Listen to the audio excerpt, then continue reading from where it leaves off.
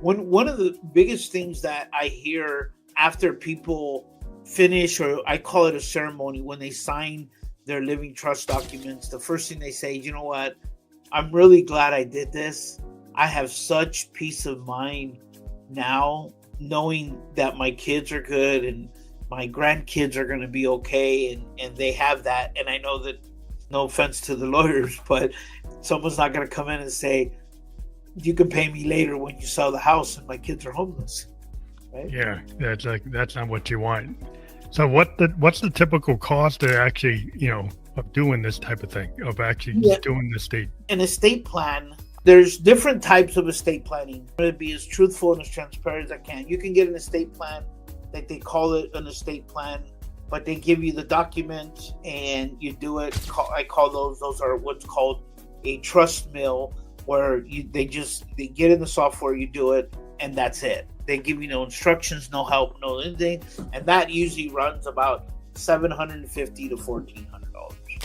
And then you have comprehensive living trusts like ours that are non-attorneys, and then you have the second tier where you get into the legal. If you want to have an attorney, right? And it used to be that most of the people that are affluent, that are worth $2, $3, $4 million, they would go there. Now we're getting more and more people that are worth $2 million, $3 million, because they say, just because I got it don't mean I got to spend it. People are a little bit more frugal and understanding and saying, hey, I'm being educated about living trust. So the attorney fees start at about $3,000, $3,500 for a bare basic, no derivatives, no powers of attorney. It's non-comprehensive.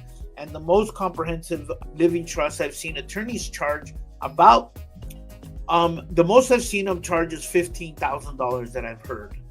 Is that that's not a one-time fee? Is that there's ongoing fees? No. Now you want to make a change. Now here's another thing that is super important if you're considering a living trust. You have to understand that you cannot make changes to the living trust. You cannot edit the contract. Like, you can't go over there and scratch out somebody's name. And change you it, just can't do that. So what happens, the law states, and it's called a restatement. So every time the attorney charges for a restatement, it's another $1,400 to $2,000. So that means you get an extra child, or you get a child that passes, and now you want to say, hey, you know what? Remove it, yeah. Let's say their child is 10 years old, and now they're 30 and they passed, and they have kids. Now you say, I want to update my living trust. My son, John, has passed, and I want his portion to go to his kids, and I want to exclude the mother, right? But I want it to go to the kids. That's called a restatement. And so that restatement's another $2,500. With our software, you do that for free. Well, it's not basically a membership to keep us compliant with every state in the land. Every state in the United States has different regulations. And they may be changing them every year. Yeah, and so then when you restate it and you make an update on your living trust, it's called a restatement, it gets on there. So for example, you have the trust that you created in 2000. In 2024, you made changes, it goes on top of it.